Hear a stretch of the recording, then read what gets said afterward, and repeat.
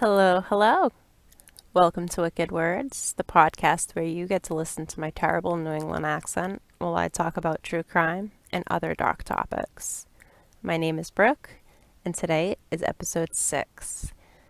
I'm hoping to start putting out one episode a week and releasing it on Wednesdays, so be on the lookout for Wicked Words Wednesdays. This week's episode is technically set in Westport, but everybody that's involved with it is from New Bedford, lived there until just recently before the event happened. So I have a little history lesson before we get into the details. And it's in order to put things into perspective. So without further ado, let's get started. In 1652, persecuted Quakers seeking land of their own away from the Plymouth Colony Puritans incredulously purchased a territory from Massasoit and the Wampanoag natives. The Europeans would call it Old Dartmouth, despite the area making up what is currently New Bedford, Fairhaven, Acushnet, Westport, and Dartmouth. The families built their farms spread apart throughout the region, being careful not to congregate too closely in an attempt to avoid the appointment of a minister. After Massasoit's death, pressure intensified between the English settlers and the Wampanoags until one day the Plymouth colonists hanged 3 natives for the murder of another. This event was the catalyst to the King Philip's War, as it was one of many that had overstepped prior peace treaties between the indigenous people and the immigrants. Massasoit's son, Metacomet, partnered with the Narragansett tribe in an effort to reclaim what they felt was rightfully their land.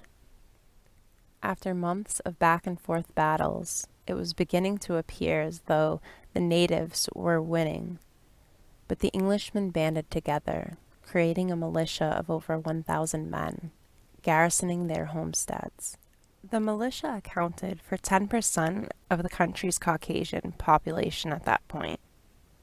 Quickly, they demolished a majority of the 2 clans, forcing Metacomet to flee to Mount Hope, where he was later killed. With half of their towns destroyed and a majority of men deceased, the colonies worked to rebuild their communities.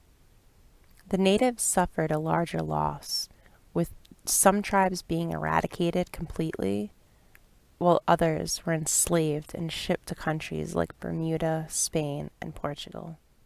John Russell, a prominent farmer from Old Dartmouth, and his family would settle in an area he suggested they name New Bedford.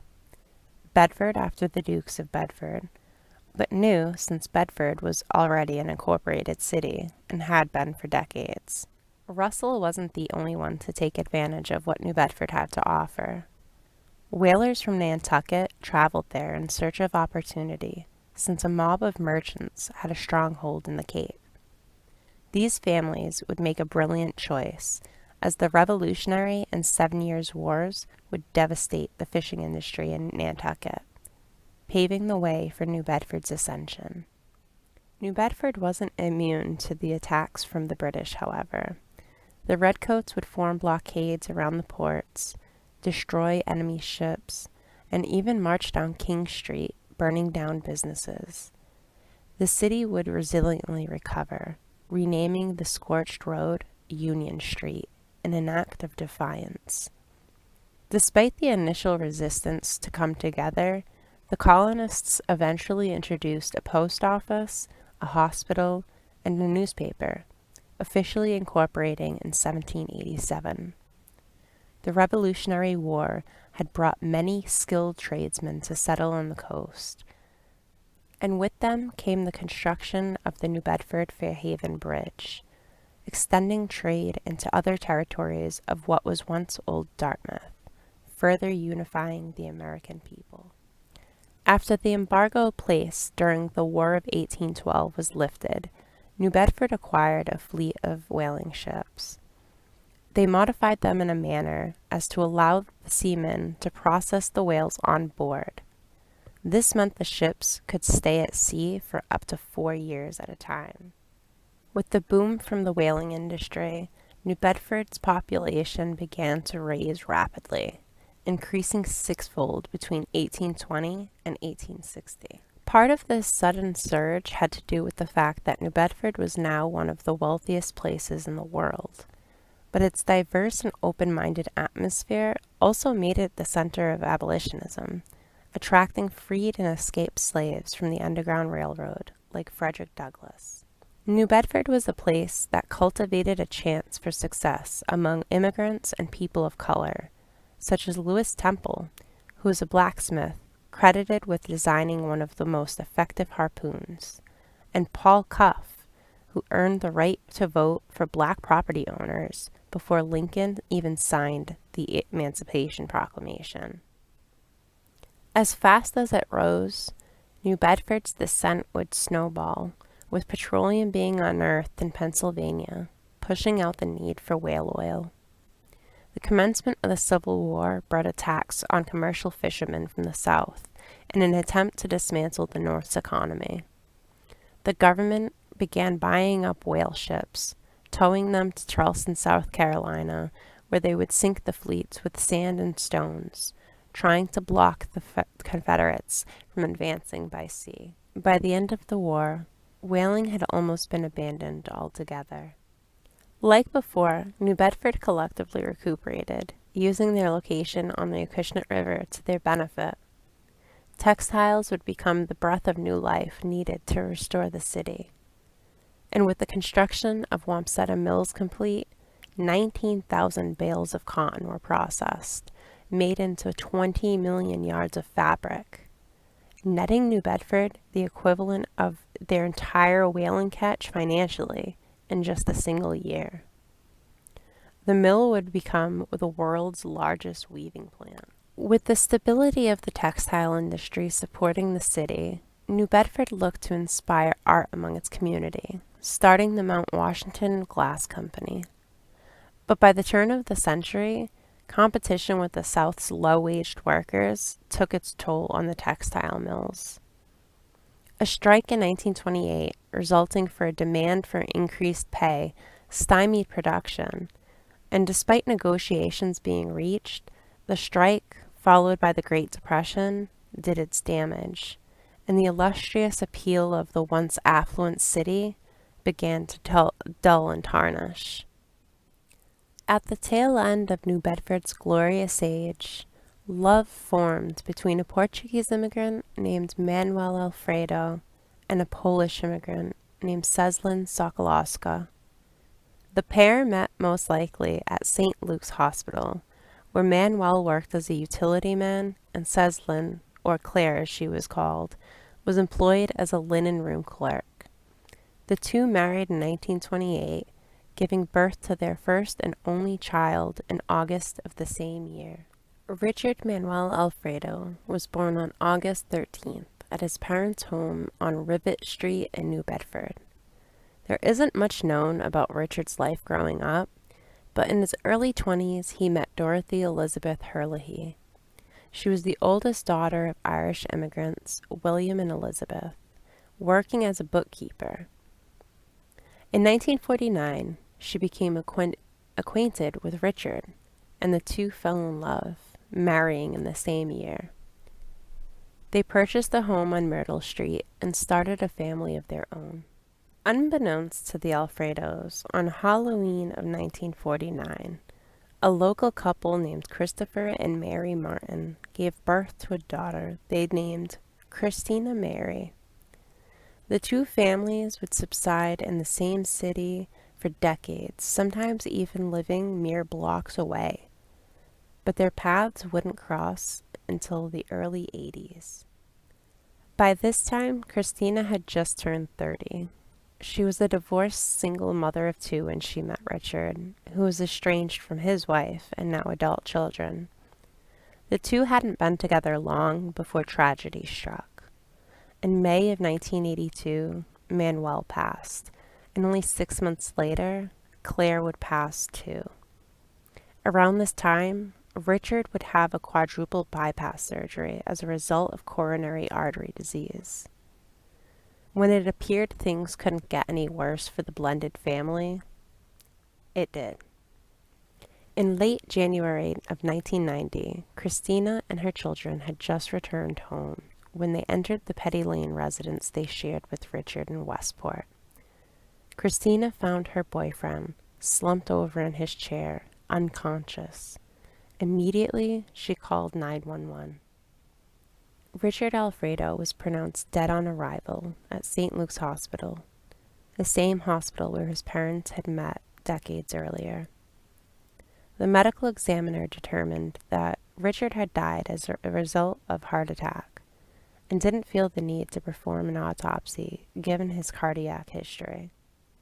Christina and her children remained in the Westport home, while Richard's estranged wife and children received the bulk of his estate. It was only a few weeks after Richard's death when two women contacted Westport police, suggesting the death wasn't so natural. Curious, police began to pry. They visited Westport High School and questioned students that attended class with Christina's daughter, Tisha. Rumor had it, Tisha had told friends Richard Alfredo molested her from the age of 6 to 14 when she had finally come forward to her mother. Christina was enraged, promising revenge for her daughter. The duo set out to buy mescaline with the plan to poison Richard, but they had been sold crushed Tylenol instead. When Ali Mustafa, a local drug dealer, confessed to police that he sold LSD to a small group that included Tisha and Christina, the police felt they had enough cause to exhume Richard's body. 6 weeks after his burial, Alfredo's remains were exhumed in an effort to determine whether he had died of LSD poisoning or a suspected heart attack. Neighborhood teenagers were ready to testify in court to the fact that Tisha had bragged to them that her mother had poisoned Richard Alfredo as revenge. The prosecutor, Renee Dupuis, faced a difficult case. The body had been embalmed, which meant that there was no blood to test. However, urine in the bladder and stomach contents were still present, so samples were taken and sent to two separate laboratories, the state's lab and an independent one, for testing. The RIA screening came back positive for LSD. Westport police were ready to arrest Martin, but when they arrived at her residence, she was nowhere to be found. Using phone records, Christina was tracked to Montreal, where she was detained by Canadian authorities and extradited back to Massachusetts. In November of 1992, the Commonwealth commenced its trial against Christina Martin for the first-degree murder of Richard Alfredo. Her trial was less than 2 weeks long, and it took the jury only 6 hours of deliberation to find her guilty. It seemed that they didn't take her daughter Tisha's testimony seriously. The 17-year-old told the court that she had been the one to poison Richard, not her mother. She claimed her mother backed out last minute, unable to end the life of the man she loved, and this angered Tisha to the point that she tainted Richard's strawberry jello with what she believed to be mescaline before serving it to him, hoping it would kill him. Christina Martin was sentenced to life and shipped off to prison. 7 years later, Public Defender Kevin Mahoney received a routine appeal for Christina Martin across his desk. He had never handled a murder case before, so he anxiously awaited the evidence at the courthouse when an assistant district attorney approached him. "You're appealing the Martin case?" the man asked. "Yeah," Mahoney nervously muttered. "Look carefully at the official cause of death." Kevin was confused why a prosecutor would cryptically be revealing something to him, but certainly it piqued his interest. Mahoney read the transcripts of the trial like a fiction novel, enthralled at every single page. After digging deep into the facts and asking questions of experts, Mahoney compiled his research into a report and presented it to the appeals court. There has never been a single case of LSD poisonings as a cause of death in the United States, and there's a reason for it. LSD poisonings are exceedingly rare. let alone deaths as a result. The RIA screening tests performed by labs at the prosecutor's requests meant nothing, because confirmatory tests were required to prove the presence of the drug for which you were testing. Evidence of confirmatory tests were never even entered at the initial trial, despite being performed. And the reason for this, Mahoney alleged, was because it debunked the prosecutor's entire case. There was no LSD found in Richard's system. The simple withholding of this evidence constituted as a Brady violation and warranted a new trial, Mahoney argued. Additionally, the RIA test should have been performed on fresh urine, not that from a cadaver which had been buried for over a month. Groundwater had leached into the casket and could have contaminated the samples. This was never contended at the trial by Martin's defense attorney. He didn't seem to argue much of anything, even being pulled aside by the judge at one point to inquire whether a defense would even be presented. The attorney claimed it would all come out, but he never produced an argument, seemingly relying on Tisha's confession as this bombshell admittance that would throw the entire case. The appeals court judge agreed with Mahoney and issued a new trial for Christina Martin, but the prosecution decided to offer a plea deal instead. If Christina pleaded guilty to manslaughter, she would be released with time served. Martin agreed, but upon leaving the courthouse, immediately maintained her innocence. I pleaded guilty because of the plea bargain and the chance that I might go back to jail. I didn't want that. I would have liked to have had this woman found not guilty, but this is not the first person in Massachusetts to say they did something in order to get out of being prosecuted. When your feet are being held to the fire, you're going to do things you really don't want to do. Christina Martin only lived as a free woman for 5 years before dying unexpectedly in her home on February 2nd, 2004. She left behind her 2 children, as well as 2 stepchildren and 6 grandchildren. Now, for my rant and random fun facts. It was not easy finding information on some of the people in this case because they were either immigrants or they used aliases.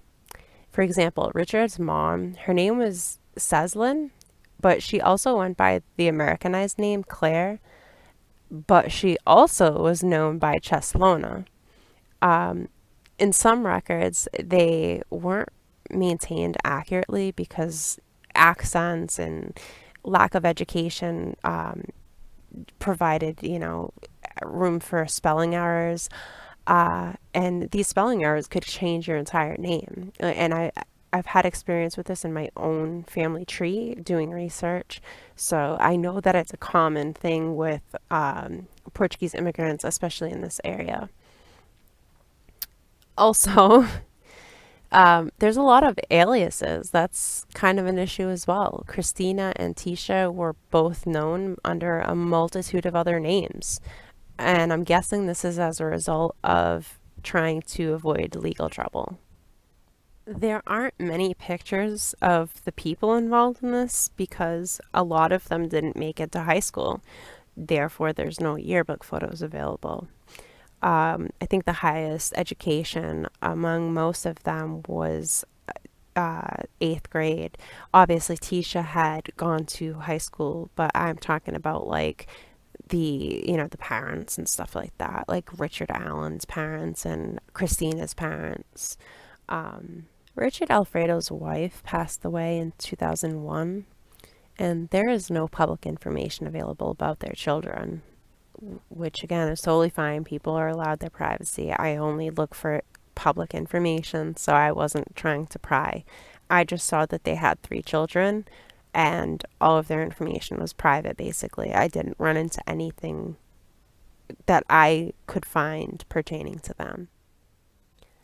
Tisha Pauline still lives in New Bedford. She was arrested in 2003 for setting up a 90-year-old bedridden woman that she was a home health aide for. along with the 67-year-old caretaker that lived with her. 5 of her friends actually were arrested with her for this robbery. And I wasn't able to find like a follow-up article about like penalties or anything, but I'm guessing that she was ordered to go to like a drug treatment facility because when I was looking for addresses, I did find one that matched a sober house out in Boston area. And it was about the same time, so I'm assuming that was what happened. Massachusetts is pretty lenient as far as punishments. I'll leave it at that. I was also able to find that she was in housing court in 2013. So it seems she got into a bit of trouble, but since then, she has been staying clean, holding down short term jobs at like local Portuguese restaurants, and of course, Dunkin' Donuts. Everybody, I feel like, has worked at a Dunkin' at some point in their life if you live in New England. I have to admit that the food that she posts pictures of looks absolutely amazing, but I would never eat her food willingly out of fear. Also, she says that she was married twice and divorced once, and it says that she has 3 children as well. But I didn't find any of this information from searching records.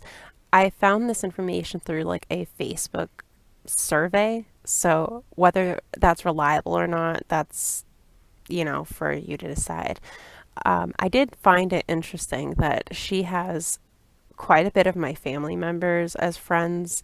New Bedford is quite a small city, despite the fact that it has like over 100,000 people. It was just a bit strange thinking that she may come across this podcast at some point. And, if you do, just know I am not judging you. I'm not judging your mom or anything. I am just presenting facts and going based off that.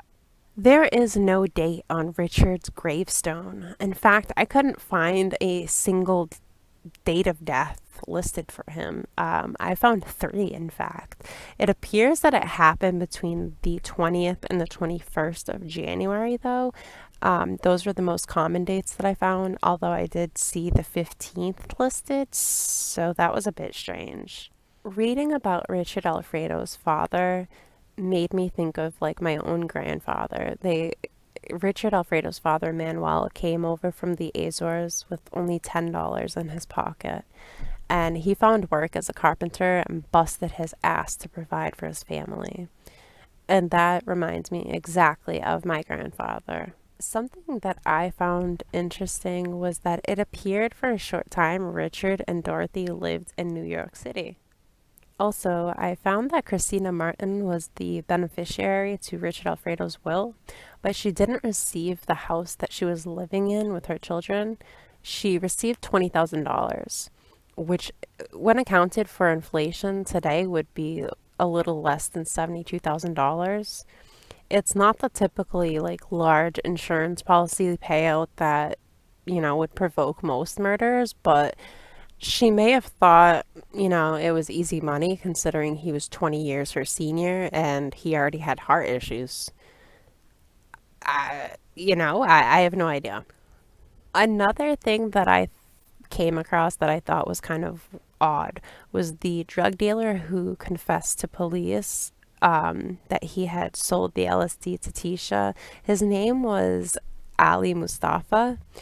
There is a physician in Fall River, very, very close city, with the same exact name.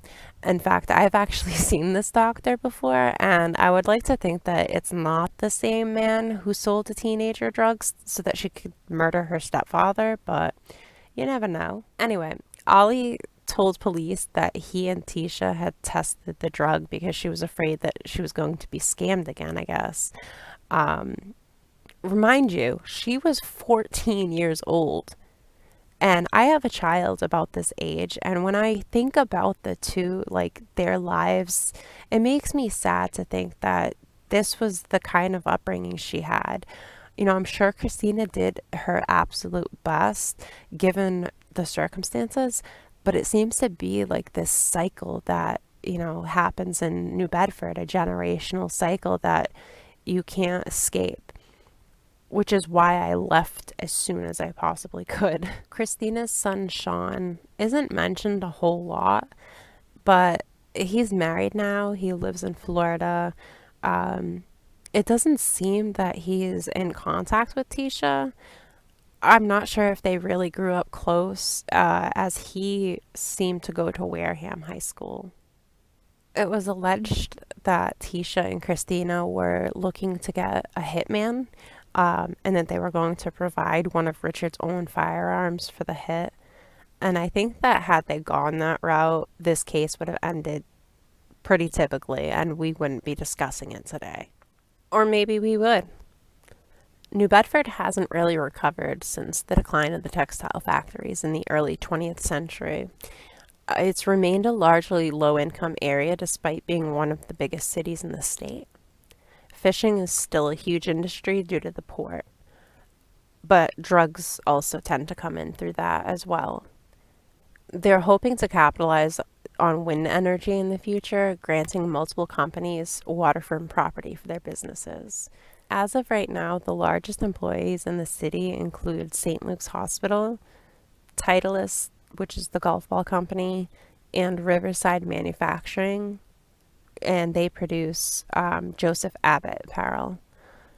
Despite only being 20 square miles of land, New Bedford has a crime rate of twice the national average, and that's a 50% decrease from what it was a decade ago. This explains why New Bedford has the oldest continuously operating jail in the country, Ash Street Jail, which housed Lizzie Borden. I don't know if I mentioned in a previous podcast that I'm distantly related to Lizzie Borden, but regardless, Westport is more than double the size of New Bedford with a significantly smaller population. It has about 16,000 versus New Bedford's 101,000. Paul Cuff, who was previously mentioned, settled in the land and built a shipyard along the Westport River, bringing along prosperity to the town. Despite gaining its wealth from an African American settler, the city is made of 98% white people these days, which is a stark contrast when compared to New Bedford. In New Bedford, only about half of the city is Caucasian, and it's integrated with a lot of African American, Hispanic, and other mixed races. Additionally, New Bedford is bragging its lowest homicide rate at the moment, with only 4 people in 2020, while Westport has only had about 1 in the last 15 years. To wrap up this rant, I did some research into whether you can die from LSD poisoning, and like I said before, it's absurdly rare. LSD has been a highly debated drug as to whether you can overdose, just like marijuana. There seems to be 2 trains of thought on this. The first being that you cannot OD on either drug, and the second feels that it is possible to experience overdose, whether that's non-fatal. You may experience nausea, increased heart rate, things of that sort. In my opinion, I'm not totally sure. I'm on the fence. I feel like there are possibly physical and psychological symptoms that stem from taking a large dose that could probably result in someone dying, like suspected in Richard Alfredo's case.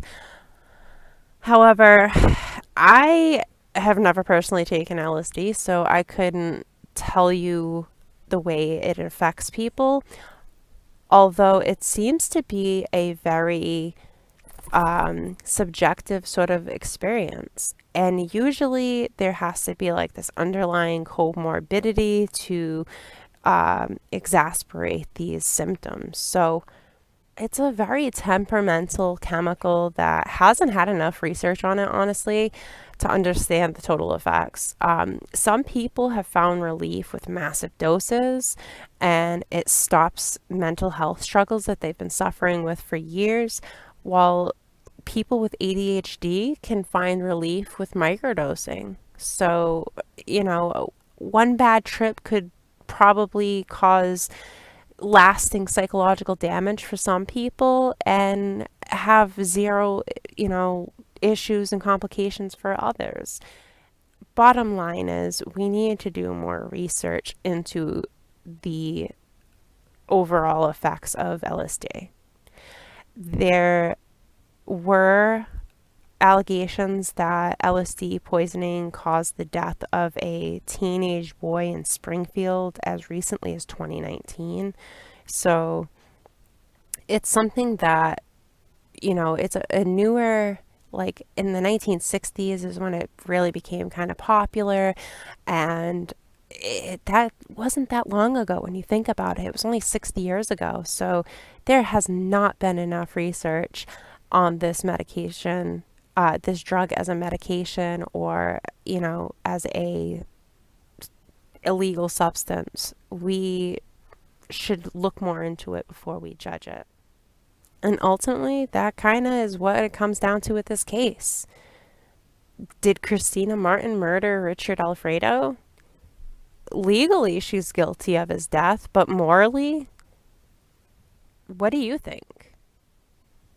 New Bedford is a poor community, but it has inspired so many creative and wonderful things, including the band Tavars, LFO, a Wilhelm Scream.